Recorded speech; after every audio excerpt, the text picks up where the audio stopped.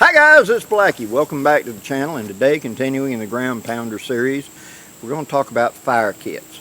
Now, the focus of this series is about building your kit for camping / bug out set using as much of the modern military surplus as we can. But whenever we start talking about some of the camping gear, like I've said, you kind of got to step out of the military area because it's not available or it's just not common. And when we talk about fires, most definitely it's not. When we start talking about military fire starters, one, fire starting is frowned upon in modern military. With the invention of thermal scanning technology, if you light a fire in a combat area, there's a lot of very angry fireworks coming your way. So the object of the game is not to do it. But there are some, like the little bitty striker and the military issue Dones bar, which is a magnesium bar with a striker on it. They do issue these in survival kits, pilot kits, things like that. Now in lifeboat sets, things like that for ships, you'll have lifeboat matches, stuff like that in case you want to set a dolphin on fire. Things like that do exist, but for the most part you got to come out and look in the civilian. Okay, we're building our fire kit. I build mine upon the concept of three. When I was taught by old Grouch McGowan, him being Marine, he always stressed the fact that everything in the Marine Corps was based on three. Three of this meant this. Three of those meant. Three of those meant. So everything was based on three. And we talked a great deal about fire kits. Now, of course, when I got to know him as a young man, I already knew how to build a fire. But he helped me refine my gear. And so that's what I'm going to be trying to share with you here a little bit. In a fire kit, I view it as the fire kit should have a primary, a secondary, and a backup in an overall picture here, right? Primary, something I'm carrying on me or quick, easy. A secondary to that, usually a bigger supply of tinder. We'll talk about that in a minute. And then third, a deep, oh boy, backup. And we'll get to that in a second. All right, let's start with the first, the primary. The primary is what I'm going to be carrying on my body and the quick grab. Usually it's going to be nothing more fancy than a lighter and some sort of tinder. So in my haversack, I'm going to be carrying, if I can get to it easy, I'm going to have a tinder and I'm going to have a lighter that produces flame, quick and easy. Also in there, I'll just bring it up now, I got a block of fat lighter in there as well. With this, I can start a fire between using that, or if I feel like doing it, the conditions are right, using the ferrocerium rod off of my knife, which I'll have. So that's my primary. If I'm going to say, okay, I need a fire right quick, I'm going to grab those and generate my fire. The secondary is I'm not getting what I need from this. I've got a source of ignition, I've got some sort of tinder. It's just not, I need more volume. And usually when you go from the primary to the secondary is larger amount of tinder. I need more tinder because I've got wet wood I'm trying to dry out and get it going. I carry a larger fire kit. Now in here there will be another lighter, there'll be another fire steel, and this is 3/4 full of tinder. So I've got a large supply of tinder to get going. My primary is an ignition source and a little bit of tinder. My secondary is another sets of ignition sources for backups in case I lose or first one dies, whatever. And what designates this as my secondary is a big supply of tinder. Okay? And if that don't work, then we go to the backup. Okay? Now let me explain the philosophy of each of these. Primary is what I'm going to have on me quick grab. On my knife, my car keys, I carry a small ferrocerium rod. I have tinder on me, usually receipts and stuff in my wallet. If I'm in the field, I will have my haversack with me, which means I have my lighter, I have a container of tinder, and then I also have my ferrocerium rod on my knife. Okay, and usually some matches in there somewhere. In the secondary kit, I also have more of the matches, which are going to be the lifeboat matches. Lifeboat matches burn better. lifeboat matches, which are made by UCO, what we call it. Those of you who know what I mean, are these type of matches like this. A lot of heat in there. The advantage that they have is the ability to fire and forget. I can strike them, shove them into a bird's nest, and sit there and have both hands free, where I have to have a thumb on a lighter or something. I need to have both hands to shield it from the wind, or for whatever reason.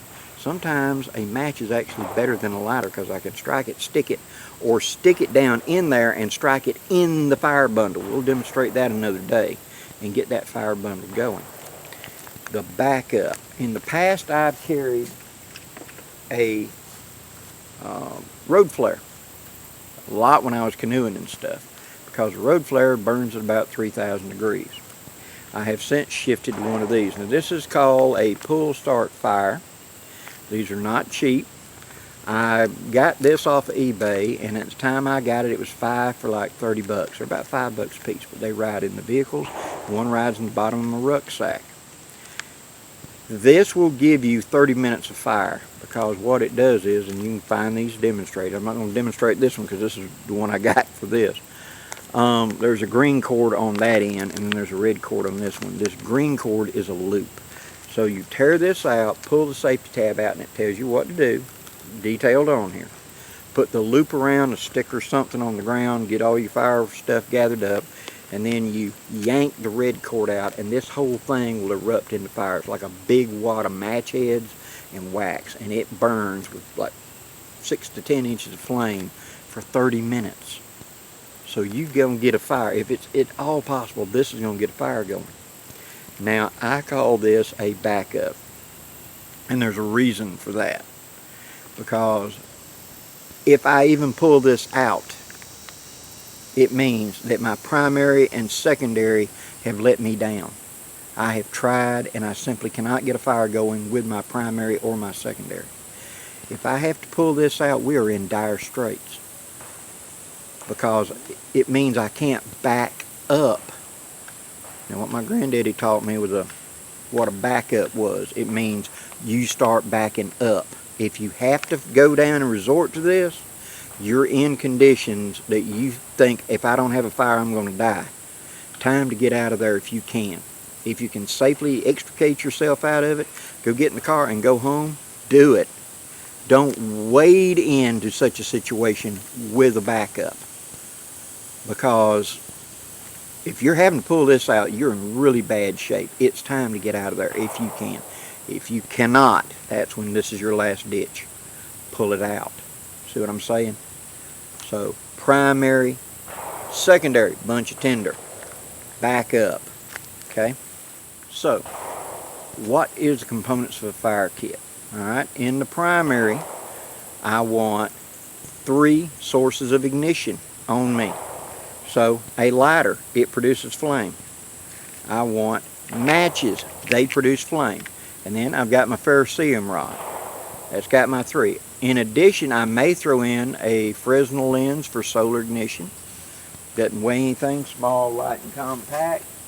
Or I'll have something big like that in my kit. Or a burning lens. That way there would be 4 sources. But I want 3 sources of ignition, 2 of which produce flame, and at least 2 of which can work when wet. If this lighter gets soaked somehow and will not ignite, those matches are going to be in something waterproof, and that ferrocerium rod don't care. It'll work just fine. So it's 3 sources of ignition.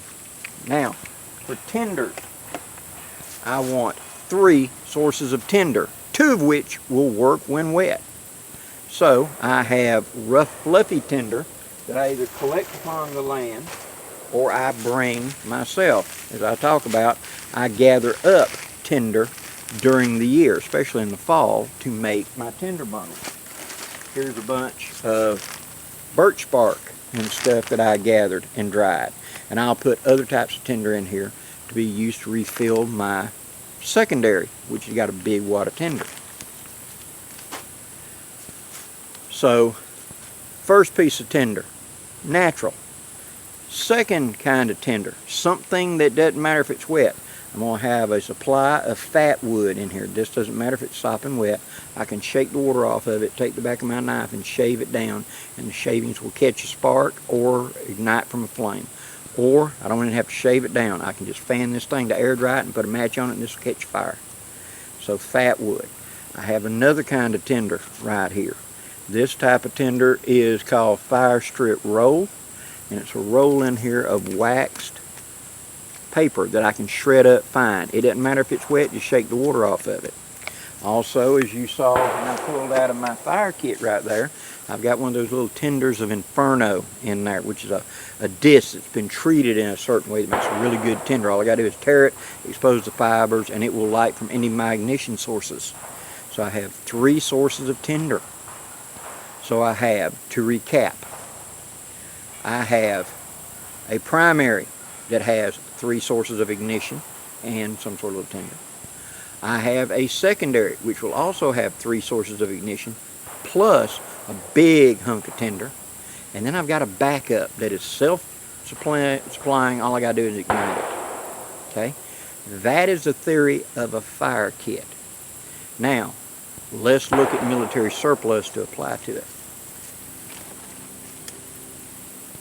On your rucksacks, there's all kinds of attachment points up here that you can hook on a fire kit to the outside.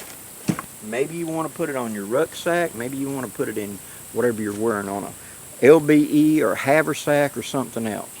For many years, this was my fire kit. This is an old Vietnam compass pouch. As you can see, I wrote on it fire. And I've changed the components over the years. But in there is a container, tin container that's got tinder in it. There is a ferro rod right there. Ferro rod right there. There is a supply of those strike anywhere matches and lifeboat matches right there, and then there's a Bic lighter right there. Also, I believe there's a Fresnel lens back there behind of it. That right there was a fire kit that I carried back in the day. This would ride on a belt, hooked to a strap, hooked to the outside of a rucksack, something like that. It was clearly labeled, so I knew what it was, because I used several of these pouches for other things back in those days. So this was the fire kit. And later on in this series, when we talk about making up small kits for specific uses, then we will talk about labeling them or some way identifying them. But for this, that was a fire kit of that day. Now today, you can do the same idea, but look up things like the flashbang belt pouch carrier. It's slightly longer than a standard compass pouch, grenade pouch like that. It's still utilized today, but they're a little bit deeper. And you can just about like slide a soda can down into it. That would be a good one. You got enough volume there to attach. And it's got MOLLE attachments. So again, I can put it anywhere on me and my gear to have easy access to it. In there, you want something to keep your tinder dry. Remember that old adage of the old mountain men, keep your powder dry? Well, keep your tinder dry, because the spark stuff we can work when wet, but we want to try to keep as much of that dry tinder dry and ready to go. So, old medicine bottle, an old vitamin bottle, something like that, pack it full of tinder, and you can put it into your kit and be able to pull it out and open it up. Take a stick, dig some out if your finger don't want to fit in there too good, and pull it out. These aluminum pill bottles are available with an O-ring. That might be something, especially those that's in going to be canoeing, kayaking or something, where something may be underwater for a little bit. That might be a way to go. For carrying matches, you don't have to get a big fancy match safe. For many years I used a little bitty glass bottle like this, and a lot of the old timers used glass bottles and strike anywhere matches, and they'd have waterproof emery, wet dry emery on the outside of it to strike the match with. You can make up something like that. And of course, just a good old block of fat lighter, something like fat wood for my northern friends, that I can shave and reuse many, many times. It's a type of tinder that doesn't matter if it's wet, it's going to work. See, that's the idea of it. And one final one, the tobacco tins that you got friends or whatever that dip, or maybe you dip tobacco. a good thing. You can put these, fill them up full of tinder. They got a good lid. They do a good job of keeping water out. So that's a small pup. You can put a couple of those inside of one of those pouches. Find the gear you want, and then find a pouch that fit it. The beauty of a MOLLE system is they kind of just decentralize, despecialize. And so all the MOLLE pouches are all kinds of sizes and shapes and meant to be multi-purpose, not just a one for this and a one for that. And so there's a lot of MOLLE pouches out there that you can find surplus at a real cheap price to be able to put onto your gear. So let's recap. When we're talking about building a fire kit for our bushcraft, woodscraft, bug out bag, we're going to have to step outside the military, because the military just doesn't condone such things. Next, you want at least 3 sources of ignition. You want 3 tinders. You want a primary that's going to be on you and easy access. A secondary that's got a bigger block of tinder in it, plus backups. Why do I have a lighter on me and a lighter in the bag? That's a backup in case I lose my lighter, if I lose my ferro rod, if I lose whatever. I know my secondary has those in it as well. So I've got 2 on me of each kind. See what I'm saying? And then finally, come up with a backup, either a road flare, something like that. It can serve as a truly emergency. You do want to keep one of those true emergencies in a vehicle, and have it in the bottom of your rucksack. Now, for example, that big match bar that you're going to pull and it's going to ignite, that will go in my rucksack. It won't go in my haversack. So if I lose my haversack for some reason, I come back where I fell in the river and I had to jettison everything to stay alive in a fast running current, and had to shuck off everything that was dragging me down, and I struggled back up to camp. In my rucksack, I'll have a few little things pigeonholed away as a backup. That's how you make an efficient setup to have a good, efficient fire kit. Hope you've enjoyed this, guys. If you have, please hit that like, share, and subscribe. There'll be more videos coming up in the future, and we're going to be talking about more pouches and things like that of the modern surplus, and tents, and sleeping gear, and cooking gear, and water carry. All of the above we're going to cover.